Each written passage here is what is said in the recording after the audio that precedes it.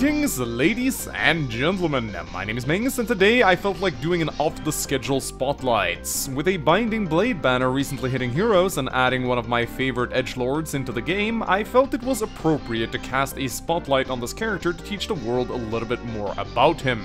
Today we take a look at the vengeful Myrmidon, Rutger. I'm Rutger, a swordsman from Sacae. Rutger was born in the Sacaen trade city of Bulgar, located near the Bern border. Due to the city's close proximity to its neighboring country, it is home to a lot of people of both nations, and thus houses a lot of people with mixed blood, with Rutger himself being half Sacaen. With most people of split heritage, their Sacaen side would usually be dominant, but with Rutger, his Bern side came out stronger, and thus he did not look like the rest of his countrymen. Despite this though, he was never mistreated by the citizens of Bulgar, and never once felt like an outsider despite his foreign appearance. That very same foreign appearance would later save Rutger's life, when King Sephiel of Bern one day suddenly, and without warning, launched a massive invasion of Sacae, besieging the trade city with the full force of his military behind him. The city attempted to mount some resistance, but was completely overpowered by the superior Bern forces. Once Bulgar had fallen, the invading army slaughtered every Sacaean citizen they could find, while sparing those from Bern. Mistaking Rutger for one of their own, the Bern soldiers let him live, but only after Rutger had seen his friends and family brutally murdered in front of his eyes. After this horrendous incident, Rutger became consumed with a thirst for vengeance against Bern. He trained himself to wield a sword, planning to use his Bern-like appearance to infiltrate their army as a sellsword and then strike down as many soldiers as he could from the inside, hoping to at least do some damage to the nation before he died. His journey brought him into the service of Marquess Erik of Laus, who was in the process of bolstering his own personal army with foreign sellswords in preparation to betray the rest of the Lycian Alliance army by allying himself with Bern. Knowing that this would get him close to the Bern army, Rutger saw this as an excellent opportunity for vengeance. While he was awaiting orders inside Castle Laus, Rutger spotted Narshan, a vibrant general from Bern, entering the courtyard. Overhearing his conversation with Marquess Erik, Rutger learned that the general had arrived to receive a gift, a captured Etrurian noble girl that was to be his new plaything. Seeing an opportunity to sabotage the Bern general, Rutger immediately snuck into the chambers where the girl, Clarine, was being held, and freed her by releasing her outside the castle. While Clarine was livid that Rutger would leave her on a battlefield without an escort, she soon spotted the Lycian Alliance army led by General Roy approaching in the distance, and made her way over to them, placing herself under their protection. Later, when Rutger was sent out on the battlefield by Marquess Erik, he encountered the very same girl he had freed. Clarine informed him that Roy was going up against Bern, and that was all the convincing Rutger needed to immediately switch sides, joining Roy and the rest of the Lycian Alliance army, with the goal of killing as many Bern soldiers as he could.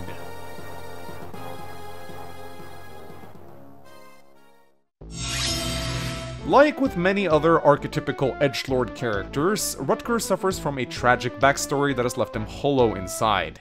He is often seen quietly brooding in his own company, away from the rest of the army. Since most side characters in Binding Blade have next to no lines in the main story itself, we are forced to delve deep into his support conversations to learn more about his personality. In his support conversations with Clarine, we get to see Rutger's defenses gradually peeled away layer by layer, as Clarine points out that she finds him quite attractive if only he stopped dressing like a savage, and in true Clarine style, she offers to give him a complete makeover. After rejecting her over and over, Rutger finally loses his patience and snaps at her, which causes Clarine to start crying. This makes Rutger temporarily lower his defenses and apologize to her, finally showing a bit of his soft side. He later also finds one of her ribbons, which she lost on the battlefield, upon which Clarine points out that she doesn't even know his name, and didn't even properly thank him for his rescue, apologizing to Rutger for her terrible behavior. However, Rutger counters by saying that he prefers Clarine when she is yelling and being annoying, as that's what she does best, and that it brings a smile to his face. This support is rather adorable to me because it reveals a glimmer of how Rutger's personality was prior to the massacre in Bulgar, witty, charming, and humorous. A side of him we only get to see exclusively in this support. This is his only true romantic interaction in the game, unless you really want to count Fear, which, for the record, I don't. And so we get to see a rare glimpse into Rutger's emotional side, which is something he keeps buried deep inside. Rutger's supports with Diane and Karel are very similar, with both older Sacaen mentors advising him to change his course, as they see vengeance as a road that ends in bitterness and disaster. Diane tells Rutger that while avenging his homeland is important, it won't bring back the dead, and even offers Rutger a place in his own Kutala clan. While Rutger initially declines the offer, Diane informs him that all he needs to do in the future is ask, and Rutger then hesitates, showing that he is at least considering it. With Karel, Rutger immediately notices him upon entering the army, as he is already familiar with the legends of the Sword Saints, but when Karel requests to spar with him, Rutger refuses his offer, stating that Karel's sword isn't being used to kill, and thus doesn't agree with the current path of vengeance that he is on. Karel counters by saying that all paths of the sword lead to the same place, that probably meaning death. Later on, Rutger admits that Karel's skills are better than anyone else in the army, with his blade being able to cut the air, something he has not seen anyone be able to do, and he wonders if this is due to his blade holding no hatred in it. Karel then informs Rutger that in time, he too will be able to hear the sky and the earth once again, probably meaning that he'll be able to move on from his dark path of vengeance and start to feel once more. Both of these supports convey the possibility of redemption, hinting that Rutger may be able to stray away from the path of hatred and blood that he is on. It is also interesting to draw parallels between Rutger and a young Karel, who also completely lost himself on his blade, and therefore probably sees something of his younger sword demon self in Rutger. Since Karel was able to redeem himself, he of course knows that Rutger can achieve the same thing if he makes the proper choices. Rutger's support with Fear shows a much darker side of him. I said I didn't view this as a romantic support, despite how much I know the community ships these two, because there really isn't anything romantic going on in this one whatsoever, it's just really sad. It starts with Fear wanting to spar with Rutger, as she wants to spar with anyone wielding a sword, but getting brutally rejected, as Rutger views her childlike innocence as an insult, stating that he's not interested in playing around with her, and that if the two of them were to actually fight for real, he would kill her. This reveals Rutger's current mindset and view of the sword. He doesn't fight for fun or entertainment, only to kill. And when he confronts Fear about her unwillingness to kill him in a real battle, she hesitates, revealing to him that she's not serious about fighting at all. When Fear tries a final time to state to him that she is indeed serious, Rutger shuts her down for the last time, stating that she has nothing to learn from him, and that she just needs to continue being herself. The reason why I find this support to be so tragic is because it shows that while Fear and Rutger may be similar on the outside, both being young, half-Sacaen sword fighters on a quest to become stronger, their similarities end there. On the inside, they are as different as night and day. While Fear fights out of a desire to improve and to follow in the footsteps of her deceased mother, Rutger only fights for pure vengeance, and thus would not be able to impart any useful knowledge to her. He would only likely lose himself in his fury and injure her in the process, and so he doesn't want Fear anywhere near him because he doesn't trust himself. Rutger knows he is a broken man. He is incapable of being a good role model and mentor because the only feelings he can convey are anger and bloodlusts, and he doesn't want to taint Fear with either of those, and thus he asks her to back off. How anyone can draw any romantic out of this support is absolutely beyond me, but this is the Fire Emblem community after all. They'll ship anyone regardless. Finally, we come to Rutger's support conversations with Deke, which are like the black sheep of his supports to me personally, because they are just so different from all the rests. I still can't decide if I actually like them or not, it's like they were written by someone else. In this support, Rutger keeps sneaking up on Deke and attacking him from behind, forcing him to defend himself, which is incredibly odd, since we mostly see Rutger avoiding people otherwise. Deke is understandably not very fond of this behavior, asking Rutger to knock it off, and wondering why Rutger is taking such an interest to him, to which Rutger responds that everyone else in the army bores him. Rutger also has a quick run-in with Deke after he deprives him of vengeance by killing off a Bern soldier that Rutger spotted leading the attack on his hometown, though Rutger later states that he had no exclusive right to kill the soldier as they are both in a war and everyone is fair game. He even opens up to Deke in their A support, telling the story about his hometown being massacred, showing an unusual amount of trust and openness to the Etrurian gladiator. Rutger's relationship with Deke is, as I pointed out earlier, a very odd one. In most of his other supports, Rutger is the one being approached, with him turning the other person down. Yet, in this one, Rutger is the one constantly seeking Deke out, wanting his attention and seeking out his sword. This odd reversal of roles is very puzzling, but it could be speculated that Rutger senses something in Deke that resonates with him. Both of them have experienced great loss, with Deke also having a tragic backstory as a gladiator, forced to put his life on the line for people's entertainments. It could very well be that Deke's experience with fighting for his life makes Rutger take him more seriously as he gravitates towards those that use their weapons to kill, rather than, in his words, play around. It is very obvious that Rutger sees Deke as his equal rather than his mentor or inferior, and that makes him treat him differently to anyone else in Roy's army. Overall, we learn through his supports that Rutger is a very tragic figure, consumed by vengeance and bloodlust, similar to Corel in his days as the Sword Demon. But, as with Corel, there is a chance for redemption and a brighter future, if he is able to step off his chosen path. Each swordsman cuts his own path. Mine is stained with the blood of my foes. On the official Japanese website for Nintendo, Rutger won 2nd place out of 80 in the character popularity poll for Fire Emblem.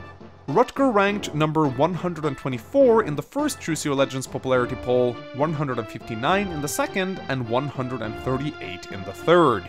Due to his ability to reach over 100% crit in Binding Blade, he is often referred to as Critger in the fan community. Rutger is Dutch for Roger, and actually means famous spare, which is sort of ironic considering his class. Rutger's ending is shrouded in mystery. With Binding Blade having no paired endings aside from the main character, his is the same regardless of who you support him up with. After the war, Rutger vanishes without a trace, reportedly being cited in various places around the continent, but his name only showing up in the records. We can only really speculate if he truly got the redemption he was looking for, or if he lost himself to vengeance and hatred. For me, there is no other way to live.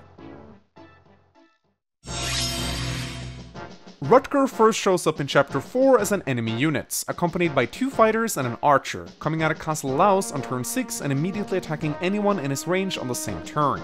Armed with his dangerous killing edge, he's very likely to kill anyone he comes into contact with, save maybe a lance-wielding Marquess, and thus it is important to keep your units far away from him on the turn he shows up.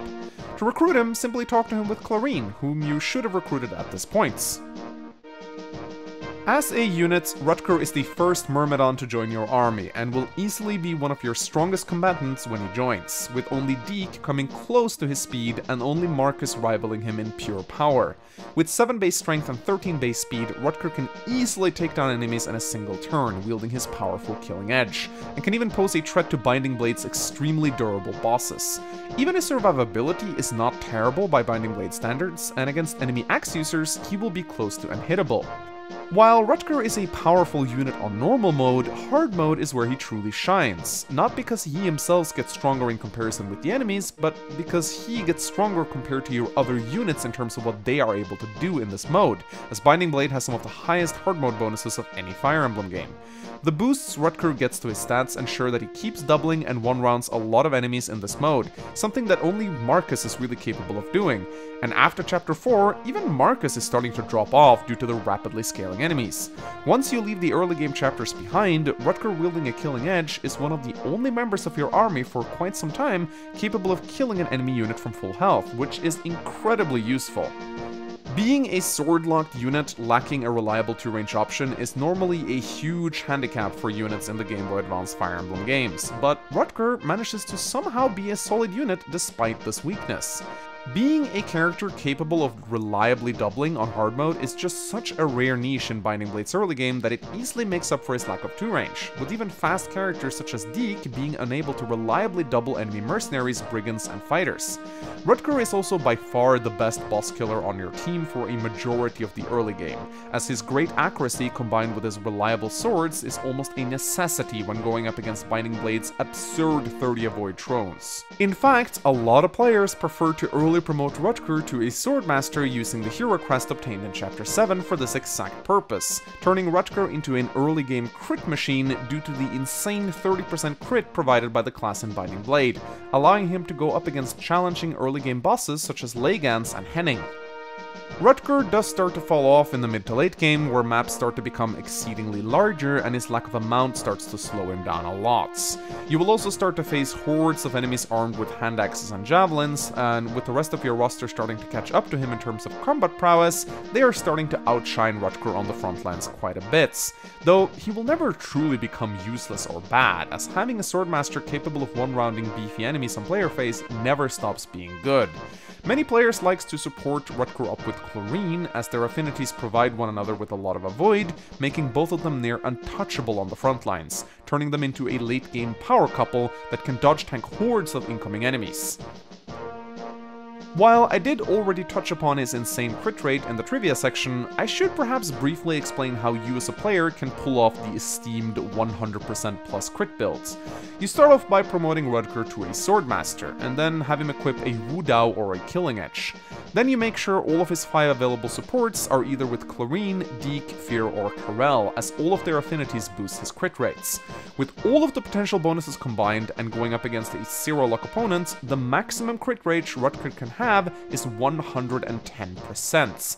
And unlike his hit rate, which caps out at 100%, his true crit rate will actually be displayed in full, which looks pretty ridiculous. While most people remember him for the aforementioned Rutger build, it is only really a specific meme-tastic niche that honestly shouldn't define his character as much as it has, because Rutger's true strength lies in his insane basis and early game contribution, where his ability to dish out massive damage with his Killing Edge makes him an invaluable ally, and that is why you should always take advantage of him to help you out in those tedious early game chapters, particularly on hard mode. This is a battlefield.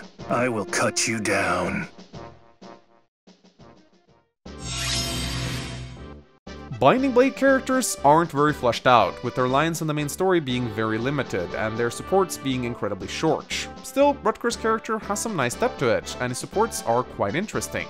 While he is quote-unquote an archetypical edgelord, a trope that's been done to death in Fire Emblem, we have to cut Rutger some slack for being at least one of the earlier ones in the series, though I must admit that the silent, brooding swordmaster seeking vengeance is not exactly a trope that fills me with excitement. It's not that Rutger is a bad character, as many of his supports shows off different sides of him and does a good job making me sympathetic towards his backstory, but I can't really rate him any higher than 3 out of 5 stars in this department. The weak die. There are no exceptions. Rutger's attire is exceedingly simple, but there is something about his portrait in Binding Blade that makes him stick out. He is a fan favorite for many players, and I don't think we can attribute this to just good base stats and a unique class. There is definitely something more about Rutger's appearance, and I think I know what it is. In Fire Emblem, or at least the older Fire Emblem games, most Myrmidons and Swordmasters are very nomadic looking in their appearance, which kinda makes them all seem very similar. Rutger, on the other hand, is a lot more Bern-like in his appearance, and that makes him stand out, making him easier to notice and thus making him more memorable to the player in turn. So despite his pretty generic attire, he still manages to be unique, which prompts me to rate him 4 out of 5 stars in terms of design. Also, no homo, but he is really handsome. You're too close. Step back if you want to live. Rutger is a fantastic unit, with terrific bases and strong hard mode bonuses, and the fact that he joins your army at a point where you are bogged down by awful early game units such as Boars, Volts, Lot, and Wade makes him stand out even more. A unit that rivals Marquess in early game offense is nothing short of spectacular, and after Marquess starts falling off, Rutger continues to remain useful throughout the entire game. Whether it be murdering bosses on thrones with Killing Edges or slaying Manichees with the Durandal, Rutger is one of Binding Blade's few certified 5-star units. I will only spar with those as skilled as him. No exceptions. Thank you so much for watching this Fire Emblem character spotlights. I hope you enjoyed it. If you did, please help it out by leaving a like and a comment, and tell me what character you want to see me spotlight next. Also, if you click on the notification bell, you will automatically receive notifications every time a new video comes out. If you really want to help out my channel, retweeting the spotlight on Twitter and upvoting it on Reddit would be a huge help, as that attracts new viewers to my channel and helps grow my audience. If you want an incentive to do this, there's a Gleam competition in the video description where you can win a $25 Google gift card worth approximately 45 orbs and heroes for doing precisely these things, so you can help out my channel and get free stuff while doing it. I would also like to give a huge thank you to my amazing Patreon supporters. You guys are the absolute bests, and none of this would be possible without your continued support. If you want to become a Patreon today, you will get a bunch of rewards, such as access to the coveted Patreon Lounge, the ability to participate in Patreon Hangouts, and even the ability to request your very own Fire Emblem character spotlights. If you're interested in learning more about these rewards, head over to my Patreon page by clicking the link in the video description. Finally, I need to give a shout out to my designer Jake, who designs the visual aspects for these spotlights, as well as my script editors Mecha, Heliosan, Lunaris, Dr. Anime, and Illegal Meme Smuggler, who all oversee my scripts and helps me correct mistakes. I have also linked any sources used in the spotlight, such as art and videos, in the video description below. Thank you so much again for watching the spotlights. If you want to see more, click on the playlist linked in front of you. Don't forget to leave that like, and thank you for watching to the end. You are a true fan. Until next time, my name's Mengs, and I'll see you guys soon. Bye bye!